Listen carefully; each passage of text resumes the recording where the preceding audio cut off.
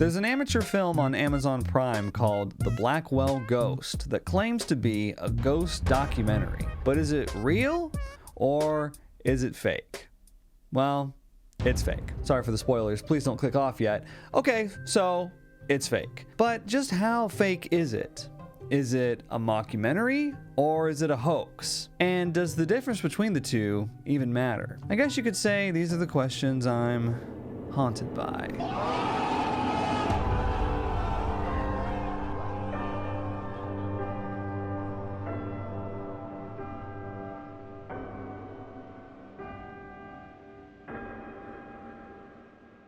After my last video on the unintentionally hilarious ghost hunting show, 28 Days Haunted, you stay back!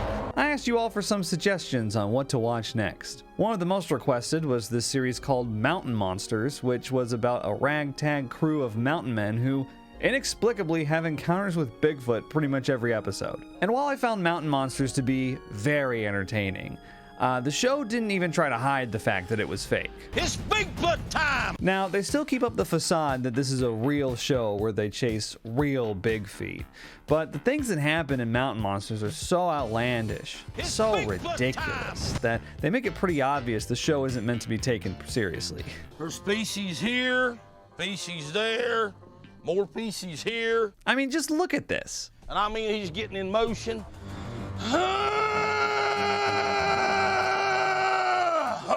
Right there. How could someone think this was real? Now, as fun as shows like Mountain Monsters are, I find myself a lot more interested in the ones that take themselves seriously. And after looking around a bit, my wife found one that seemed to fit the bill, The Blackwell Ghost. You know, it's embarrassing when I have to go downstairs and tell my mom that I'm a ghost hunter. The Blackwell Ghost starts off by introducing us to its star director, Turner Clay. And Turner is a real person. He's an indie film director. He has an IMDb page. He's even directed a few zombie movies. And for the next page in his career, he's making a ghost documentary, as he constantly reminds us. So as you know, I'm doing a documentary on ghosts. This documentary, because I'm making a documentary, doing a ghost documentary. This documentary is probably gonna suck. So, what's this ghost documentary about? Well, once I heard these magic words, I was hooked. I'm ready for a challenge. And that is to prove that ghosts exist.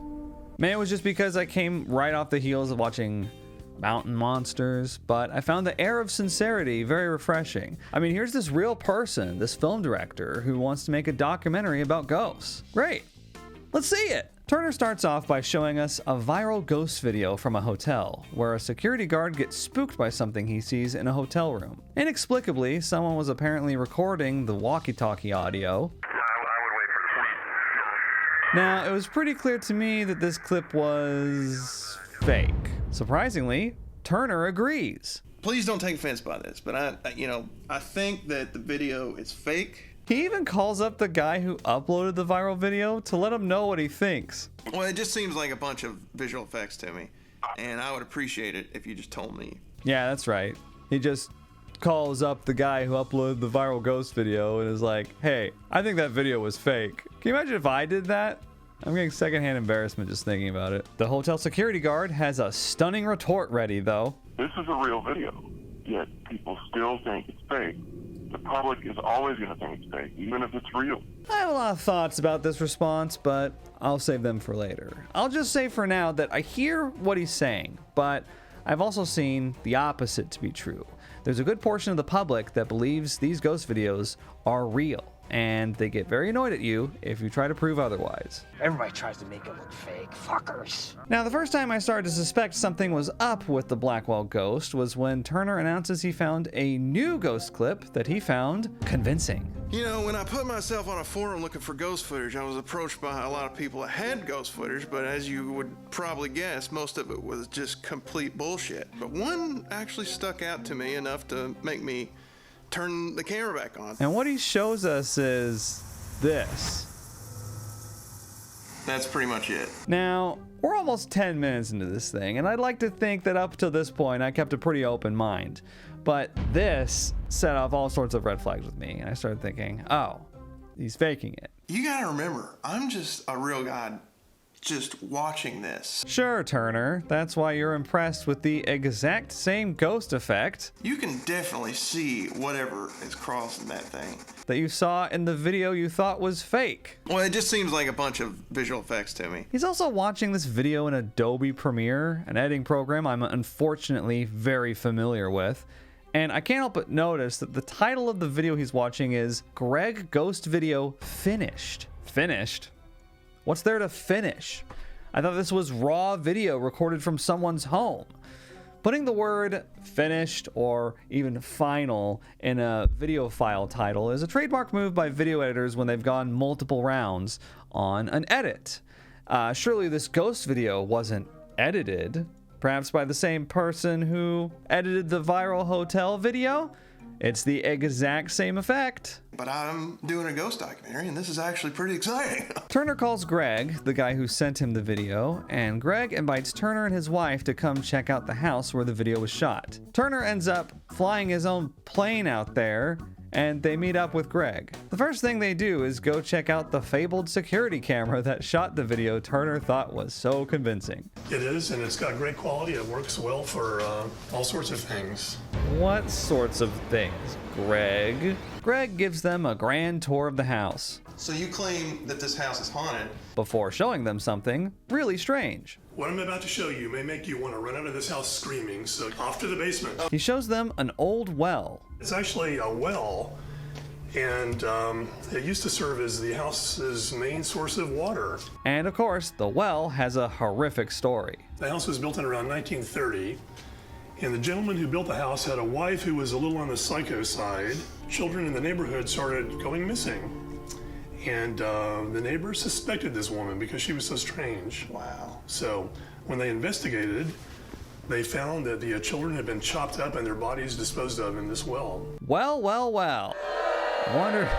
I wonder if that story's ever gonna come back up later. Now, let's talk about this well. So, I live in Texas and we don't have basements here because of how much clay is in our soil, so I'm no expert, but I would just think that this would be a huge flooding risk. I also can't help but notice it isn't bolted down or anything. Greg has also done something peculiar with the well. What is this thing? What is that? Well, that's our only way to access this. This thing weighs about as much as a house. Believe it or not, the pliers come up again. The pliers are actually a big deal. And if you told me that I would be saying the sentence, the pliers are actually a big deal, about this ghost documentary, I probably wouldn't have watched it in the first place. But I digress. Well, I appreciate it. So Turner and his wife Terry say goodbye to Greg and his weird stories and go back home. Terry's daily activities of staring into nothing gets interrupted a few weeks later by Turner reading off an email from Greg.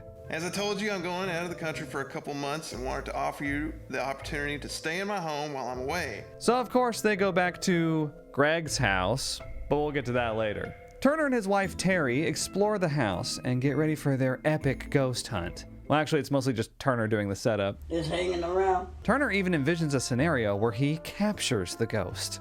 When you read about hunting ghosts, you figure out ways to capture them. Does it have to be 1 ply or 2 ply? Just be quiet.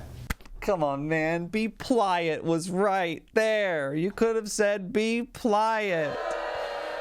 Oh, shut up. Anyway, so he puts this ball on the table, and his explanation is that ghosts like to play with balls. Ghosts are kind of like boys in the fact that if they see a ball, they just kind of want to move it. All right, man, whatever you say. I would kick the shit out of that. Turner sets up a bunch of cameras, and they're all set for their ghostly encounter.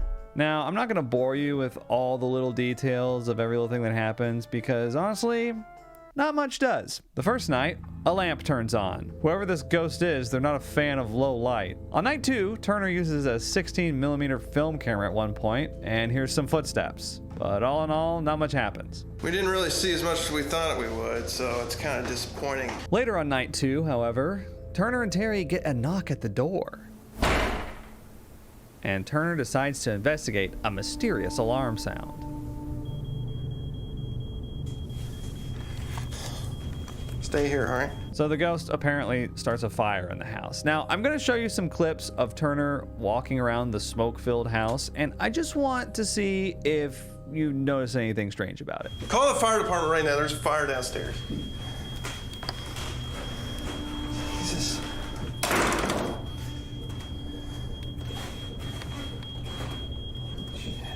Did you notice how the alarm sound never changes volume? Kinda strange considering it's emanating from a ceiling somewhere. A ceiling that Turner definitely walked directly underneath at some point during his recording. But it doesn't sound like it. The alarm's at a continuous, stable volume in the background the whole time.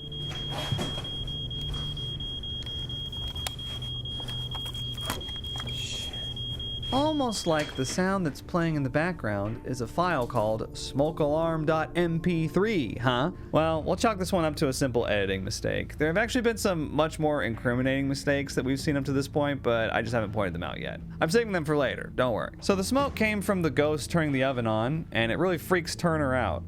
Dude, I am fucking freaking out. Give me the phone. We gotta call police back.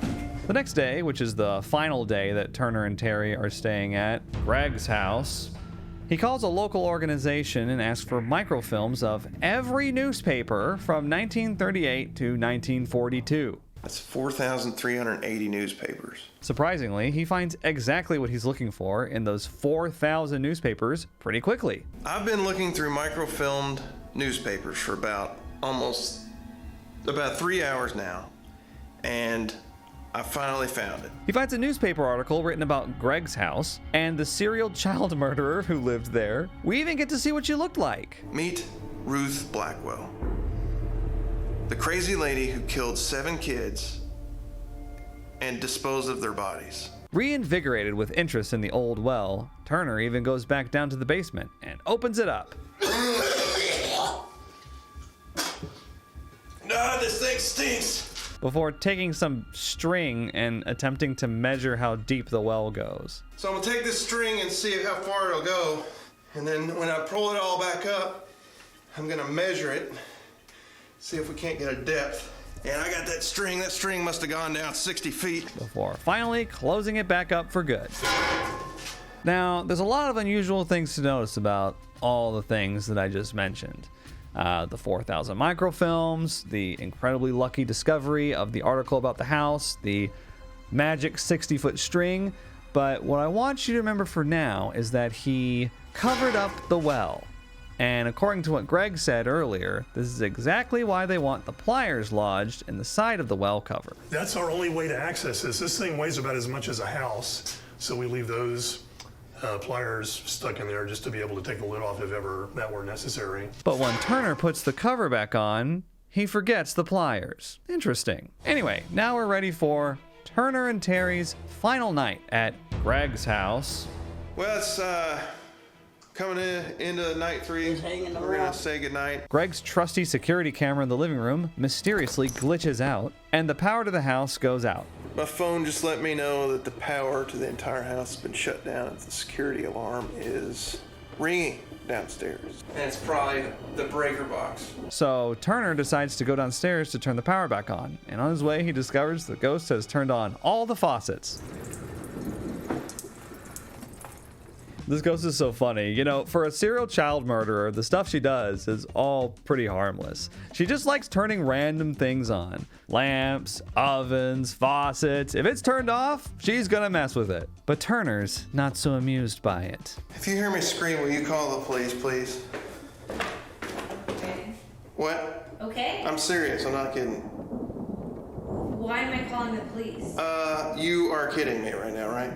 At this point in the documentary, Terry is phoning it in. I don't know if she was just like, this film's never seen the light of day or what, but she's just out of it. And it's unfortunate because this is the final night. This is the grand finale of the Blackwell Ghost.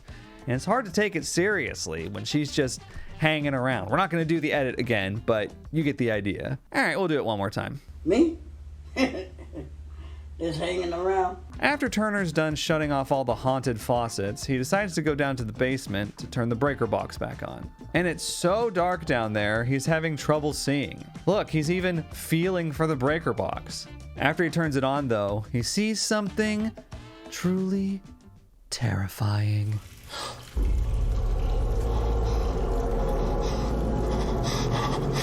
Did you see it? The pliers. The pliers were back wedged in the well cover. Now, when did that happen? Anyway, looks like Turner was right. The ghost loves to play with balls. I guess it's just another example of the ghost being interested in turning things on. Interestingly, the basement incident wasn't enough to make Turner run upstairs to his wife yet, so he continues to wander around the house until he sees the most terrifying sight a ghost hunter can possibly see.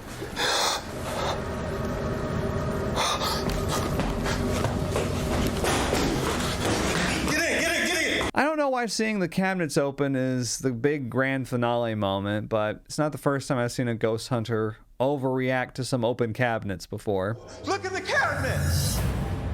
Oh my God. We're at the end of the road now, and it's time for Turner's post-documentary reflections.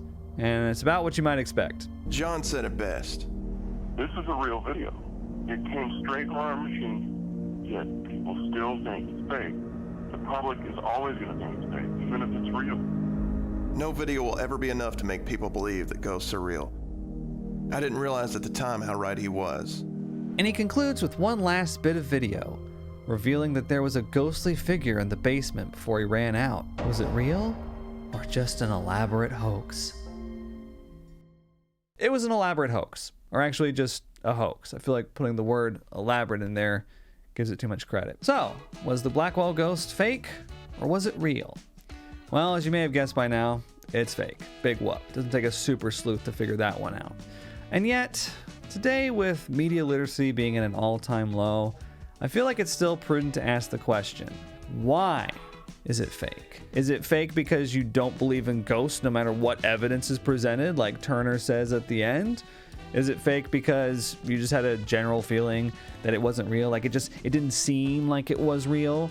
Or is it fake because there's tons of editing mistakes and undeniable objective proof? Let's go through it. All right, let's start with the living room video. The one that had Turner, the so-called skeptic, so inexplicably impressed. So watch what happens right after the lamp goes off. Take a look at the curtains on the left. You may also notice there's a little storage box on the floor. Now look at the same living room while Greg was giving them the tour. You may notice there's no curtains on that door and no storage box on the floor like there was in the ghost clip. Finally, let's take a look at the living room 3 weeks later when Turner and Terry are moving in for their 3-night stay. Oh look! Suddenly, there's a curtain up and a storage box on the floor. Turner recorded the living room ghost video. There's curtains up in the ghost video, they're not up when they tour the house, and they're back up after they visit. The timeline doesn't make any sense. This is it. You may recognize it from the video footage I sent to you. I do. It's similar to the discrepancy with the pliers. The pliers are there during Greg's tour. They're not there on night 3 when Turner resets the well cover, and then suddenly they reappear later that night. And we know that Turner didn't insert the pliers back in because, as Greg explained, that's our only way to access this. This thing weighs about as much as a house. So, if it were down, it would take a special tool to lift it. Of course, I don't believe this is actually a well. Everything from Turner's little string experiment, where you can clearly see the string just floating there, to the fact that it's not bolted to the floor means it's probably just a dish of dirty water sitting on the ground. The inconsistencies don't stop there. Remember the newspaper microfilm? Kind of looks like this house, but I can't be certain. So I brought it into Photoshop and inverted it to make it look normal. So at one point, they overlay the newspaper photo with a current day photo of the house. You notice anything strange? Maybe the fact that the tree in the front yard and many plants surrounding the house are exactly the same size today as they were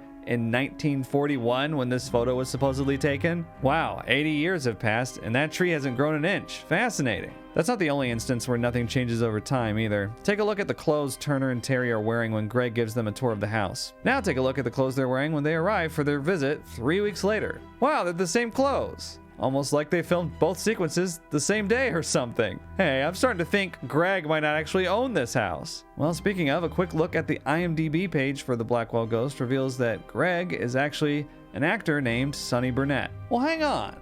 If this isn't Greg's house, then whose house is it? Well, I found a very interesting article on a website called The Skeptical Inquirer by a guy named Kenny Biddle, and Kenny noticed a lot of the same discrepancies with the Blackwell Ghost that I did. But Kenny took things a step further and found the actual house from the film on Google Maps. Not only is it not in Pennsylvania like they say in the film, it's in their hometown in Kentucky, so they actually didn't have to fly there. But the owner of the house is, in fact, Turner Clay himself. what a twist. It really makes some of the earlier comments pretty funny in retrospect. You know, you have a nice house here.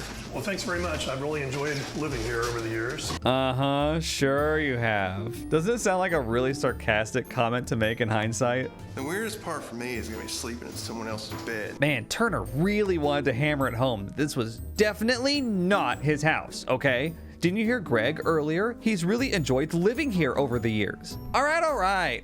So it's fake. So what, you might say? Isn't it just like Blair Witch Project or Paranormal Activity? It's a found footage film just like those. Well, not exactly. Unlike those horror films, the Blackwell Ghost has leaned in very heavily on calling itself a documentary. This documentary. It even lists itself as a documentary on Amazon Prime, something that neither Blair Witch nor Paranormal Activity do on their respective pages. Those movies market themselves as horror films, whereas this one goes out of its way to say that it's all real. It doesn't help that Turner Clay seems to be the filmmaker's real name, and he's a real person with a real film portfolio. He's not playing a character or using a fake name like those in other similar films. My name is Lance Preston. So my question is, why? If it's fake, why can't Turner use a character name? Why label the film as a documentary instead of a horror film? These are hallmarks of the most successful found footage films, so why would you avoid them? Unless you don't want people to think it's a found footage film. I wish we had more information on Turner's thought process with this, and that's why I'm thankful that there's a sequel, The Blackwell Ghost 2.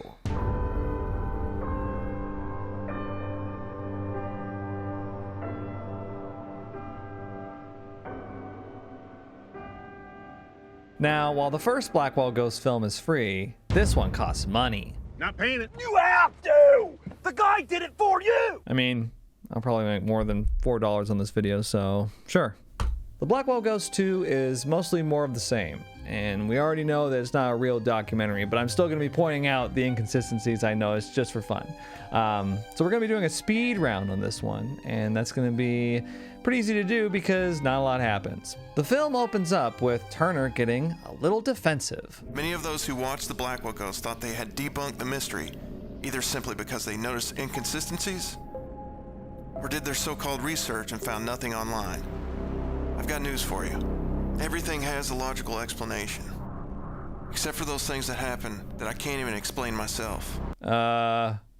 Okay. And for those who think they have the mystery cracked, the only person you're trying to convince is yourself.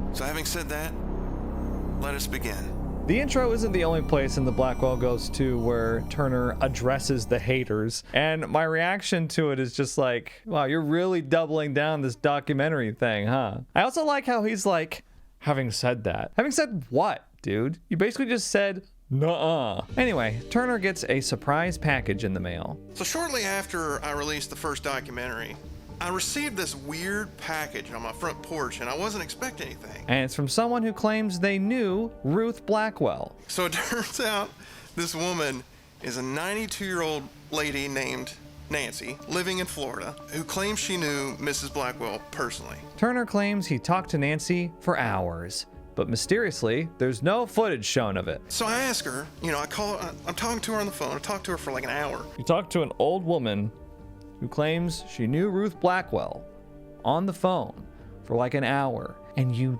didn't record it? Remember when you recorded your phone call with John, the guy who made the viral hotel video? Or when you recorded your phone call with Greg? Or your phone call with the police? Or your phone call with the microfilm archivist? But you're telling me that you did not document this phone call that was much more important than any of those. You, a documentarian, did not document? All right, fine. Nancy sent him some items related to Mrs. Blackwell, including photos with her. And that's when she tells me she's the little girl sitting next to Ruth in the photograph. And then there's my favorite item, a vinyl record. Imagine leaving such an impression on someone that they remember and keep your favorite music with them for the next 70 years. And then You just send your precious keepsake off to some random filmmaker. Nancy's a weird one. As you might guess, the vinyl record is going to get used a lot. Despite all this, Turner's a little worried he doesn't have enough material for a second documentary. I really tried to get material too. I even flew my plane up to the abandoned hospital where Ruth was committed, and I shot a bunch of footage and edited it together thinking it was going to be awesome. Don't worry, we'll talk about that so-called abandoned hospital in a bit. Eventually, he gets his hands on an old drawing of Greg's house, and he notices an X in the backyard. You can see as I zoom in here, it's an X. This part goes on and on for quite some time, but basically Turner and Terry return to Greg's house to dig up the X. It's funny, I think Greg's actor, Sonny Burnett, didn't want to be in this one because Turner goes out of his way to not show Greg on camera again. Are you sure he is okay with us just digging holes in his backyard? Do you want to ask him? He doesn't care. This whole sequence of digging up the mystery object in the Blackwell house backyard goes on for about 12 minutes. There's a part where Turner's troubleshooting how to get the metal detector to work that feels like it lasts forever. Go get the instructions. I don't need instructions, Terry. Finally, he digs up a metal safe. And for the second time, we see Turner showcase his talent for making something seem like it's much heavier than it is.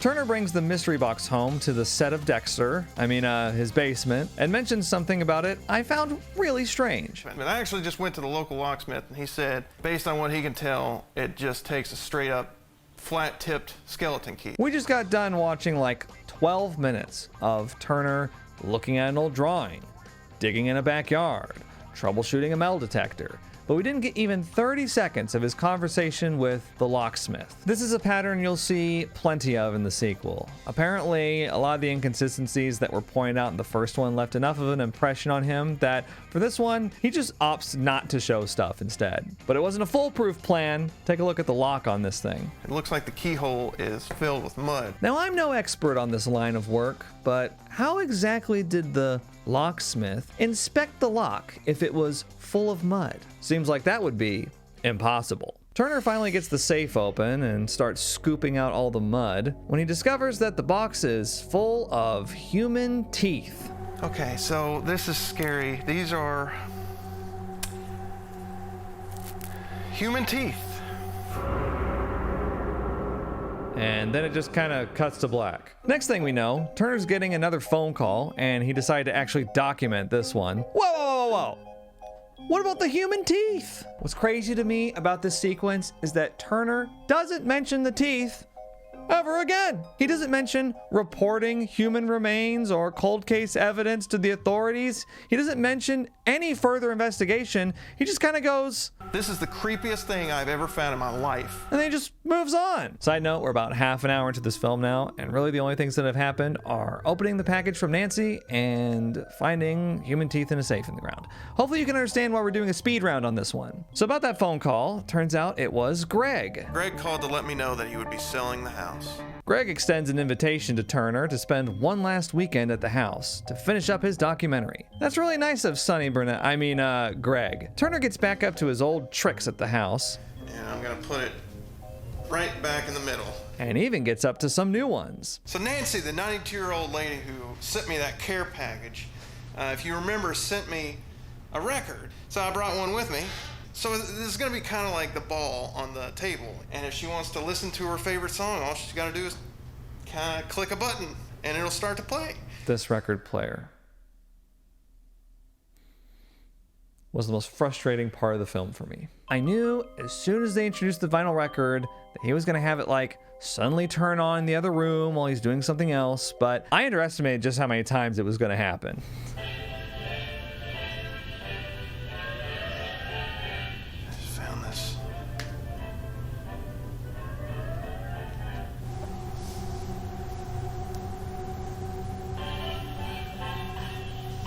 It happens a lot. And what's really frustrating is that Turner shows himself setting up cameras looking directly at the record player and even has one inches away from it. But do we ever see the footage from these cameras of the record player just turning on by itself? No. I mean, I'm just saying, if you're gonna pose as a documentarian, but then you don't document, at least lean into the role a little more, you know? Turner finally goes to bed for the night. Not much happens early on. They do a little fishing line trick to open and close the door while he sleeps, and he watches a video of the kitchen chairs moving around.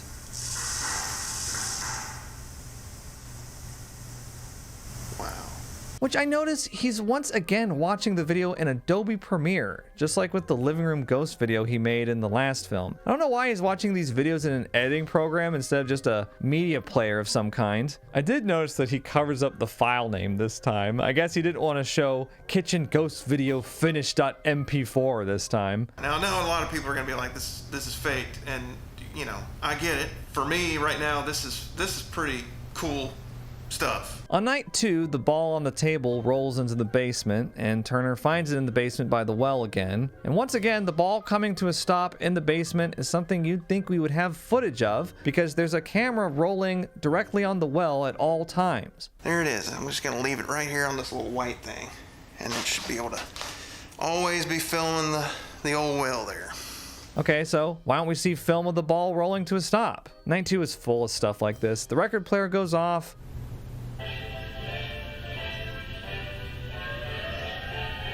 But we don't see any footage of either of the 2 cameras Turner set up in there of it turning on. There's also a part where the ghost rings the doorbell repeatedly. But Turner just walks off and goes upstairs. It's like I've been saying, you're playing a documentarian, so document. Another thing that stands out to me about the sequel is that Ruth has some new tricks.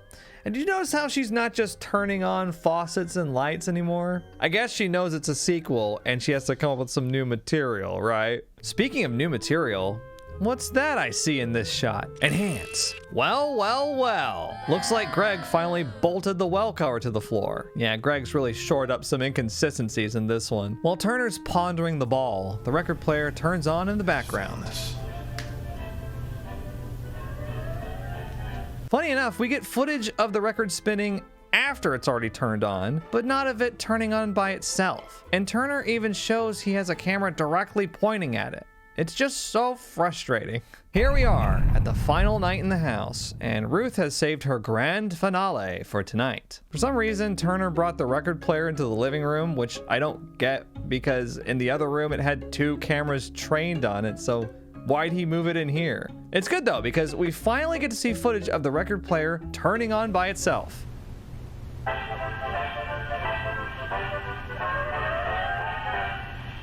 Unfortunately, Turner forgot to set up the camera that was right next to it before, so we can't even tell if the record is spinning in the video. The camera's so far away. Now, if you're sitting there scoffing at me right now because Turner did what I supposedly wanted him to do, and I'm still not happy, it's because the way this is set up, it can still be really easily faked. Here, watch me do it.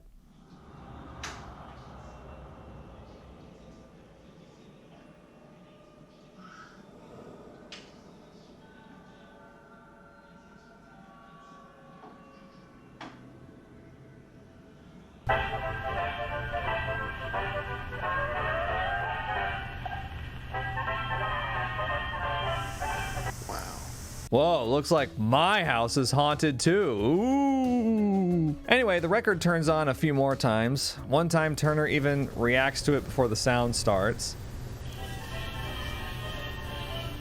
Until finally, the doorbell starts going crazy again, and it's time for Ruth's final act.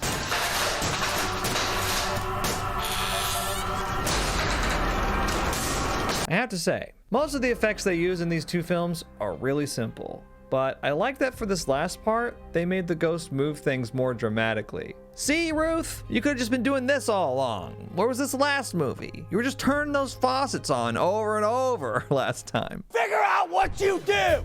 You had all summer to think of it! To close out the Blackwell Ghost 2, Turner has an oddly emotional goodbye with Ruth.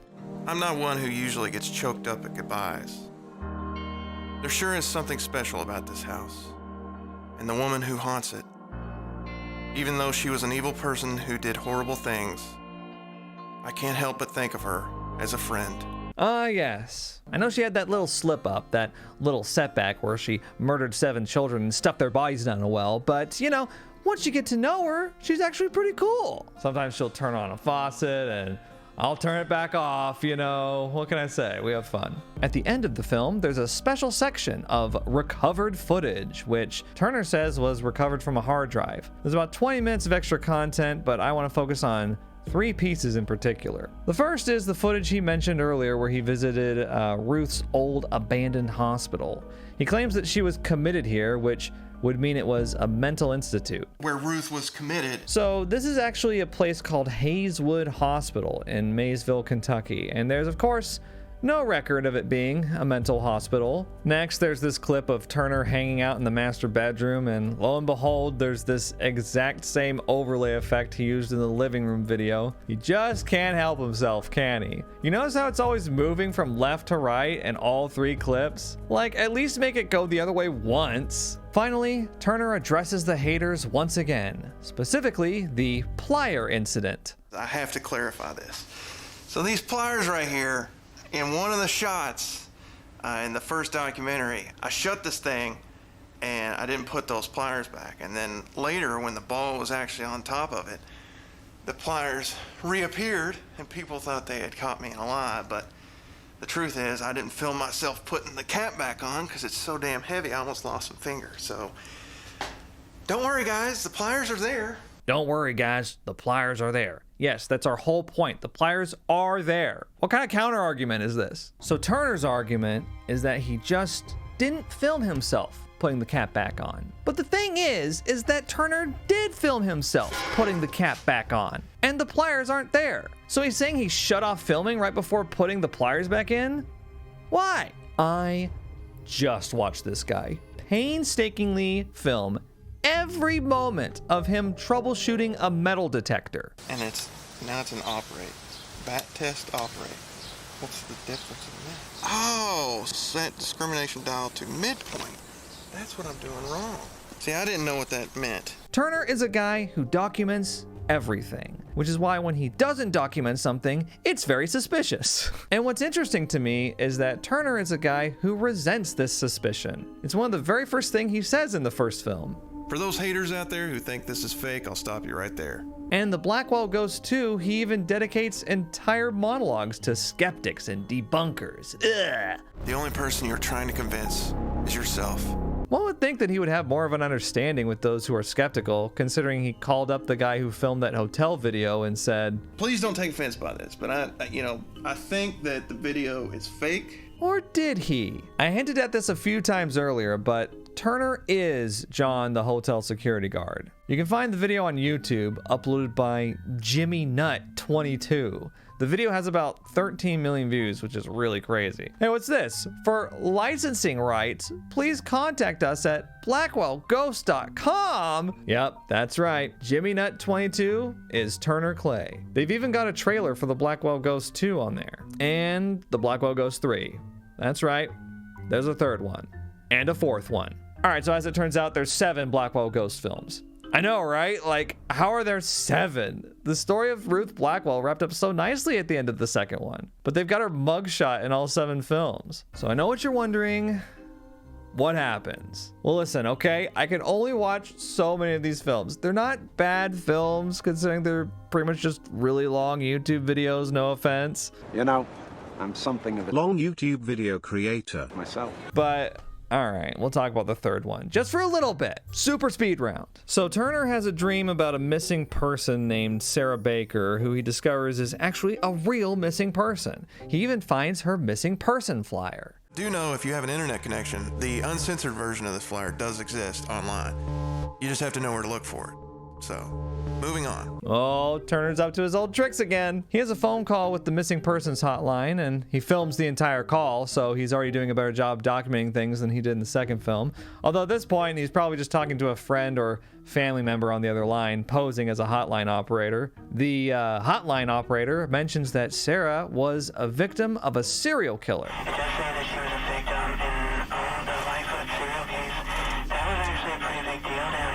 Long story short, Turner ends up tracking down the former home of the Lightfoot serial killer. The house that sits 4 miles off the main road and was the site of roughly 18 separate gruesome murders still stands today, used as a vacation rental property. Upon realizing this, I immediately began planning my visit. So you've probably figured it out by now, but the Blackwell Ghost 3 actually has nothing to do with Ruth Blackwell or Greg's house. It takes place in Florida, and the house he's describing is where all the ghost shenanigans will take place this time. Turner drives out to the house. Out in the middle of nowhere. He pulls up to the house and is so impressed by it that he makes an interesting comment about it. I have the wrong profession, I'll tell you that. An interesting comment to make, considering he ended up being the owner of the house in the last two movies. Turner opens up the turquoise front door, walks through the turquoise trimmed entryway into the living room and kitchen, completely covered in turquoise, and even makes note of a turquoise toilet. Turquoise toilet. That's a turquoise toilet. Wow, the serial killer's house is completely covered in turquoise. Come to think of it, the last house had a lot of turquoise in it too, didn't it? There was turquoise in the living spaces like the dining room. There was turquoise in the bedrooms, although depending on the color grading, this could have been more of a teal, but basically the same thing. And then I remembered, hey, wasn't Turner's family home at the beginning of the first film also plastered in turquoise? Here's Turner in his parents' living room. And look at the wall color in the background. Here's Turner having the phone call with himself about the Hotel Ghost video he made.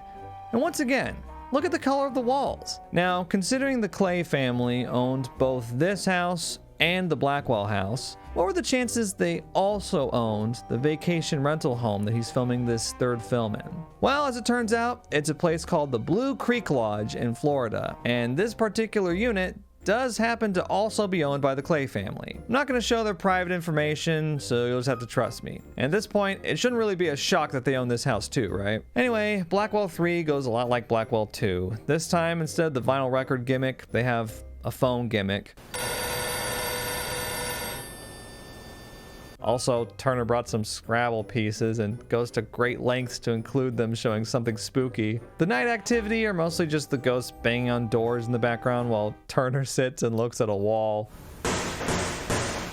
So, yeah, this was the last one I decided to watch. Okay, just from looking at the descriptions of the other films, it looks like Blackwell 3 is actually the first in the Lightfoot serial killer trilogy, which concludes in Blackwell 5, and then a new storyline starts up again in 6. It's an interesting idea to turn it into an anthology series, but I can't help but be a little annoyed that they're branding all the films with Ruth Blackwell still. But then again, there's no such person as Ruth Blackwell. I don't know who this person is, but if I had to guess, I'd say their last name is probably Clay. In fact, I'm feeling so gaslit by this series now. I'm pretty sure they're all Clays. The old lady Nancy who sent Turner that vinyl record is probably grandmother Clay. The people he talks to on the phone are probably his Clay cousins or siblings.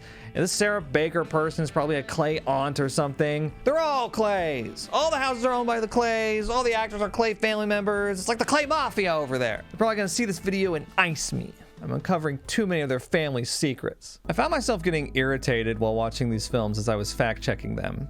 Sitting there shaking my head like, this Sarah Baker person doesn't even exist. Just like if you Google Lightfoot serial killer, you won't find anything. And like I just said, Ruth Blackwell doesn't exist either. But then I realized, isn't that a good thing that they don't exist? In my video on 28 Days Haunted, I got pretty animated about how much distaste I had for the fact that the show used real victims and real cold cases for their fake paranormal activity. But I do think there's some real damage that can be caused here by presenting everything on the show as unquestionably real, especially when it comes to the fairly recently deceased. In the Blackwell Ghost series, Turner also fakes paranormal activity, but he doesn't use other people's real-life trauma and tragedy as a prop. These so-called serial killer houses, they're just houses his family owns. These names he throws out there, they're made up. It's honestly refreshing. This is how I wish they would all do it. So on one hand, Turner Clay has enough respect for the real-life dead to just let them rest, which is a benevolent deception. But on the other hand, he goes to great lengths to make this series appear as a legitimate documentary, which I would consider a malicious deception. It's a tough contrast to account for in my head when I return back to the question I started this video with. Is the Blackwell Ghost a true mockumentary, just like Blair Witch and Paranormal Activity, with Turner Clay playing a fictionalized version of himself? Or is this the real Turner Clay that we're seeing? a con man who desperately wants you to think that these are documentaries he's making and not found footage films. And then there's the question that I'm sure a lot of people are asking right now, which is, why does it matter? It's all just entertainment, right? Well, it matters because we live in an age of incredibly low media literacy. Videos and photos you see online have just as good a chance to be real as they do to be fake. And the general public is terrible at knowing the difference. And it's only going to get worse. With the advancements that AI is making, deep fake videos, AI voice, there's a not so distant future where it's going to be very difficult to tell if what you're seeing and hearing is real. Keeping this impending reality in mind, I think it's irresponsible to label a fictional horror film like this as nonfiction. I mean, what's the benefit? Paranormal Activity has no problem being fictional. Blair Witch has no problem being fictional. But it seems like Turner Clay has a problem with the Blackwell Ghost being fictional. It begs the question, what does the Blackwell Ghost series gain from all the doubling down? After watching the first 3 films, I'm not so sure. I wonder what Turner sees that I don't in framing the series the way that he does. It's not unprecedented for a filmmaker to try to deceive their audience as to their intentions with one of their films. Notorious film director Tommy Wiseau insisted for years that his film, The Room, universally considered among the worst dramas of all time, was actually a black comedy. Now, if you've seen The Room, you know what it's supposed to be. It might even seem obvious to you that it's a drama, but that didn't stop people I've watched the movie with who were seeing it for the very first time from asking me, is this guy for real? This is a parody, right?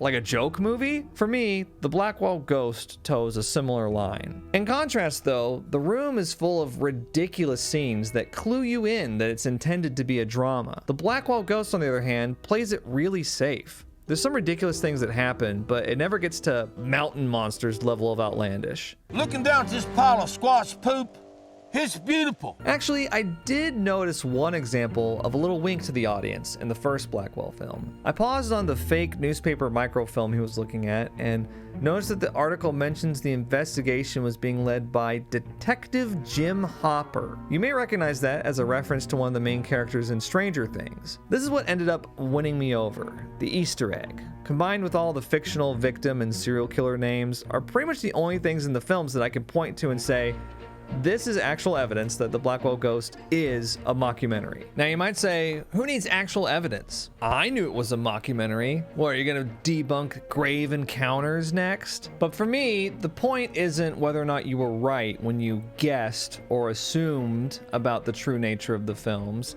But what facts or evidence led you to that conclusion? Being a good little guesser and being media literate are two different things. Sure, maybe you were able to guess on first glance that the Blackwell Ghost is fake, but there's gonna come a time when it won't be that easy, like I was talking about earlier. And that's one reason why paranormal investigator content interests me so much, because it's a great way to practice those skills. So yeah, based on everything I've seen, I'd say this is a mockumentary just like Paranormal Activity.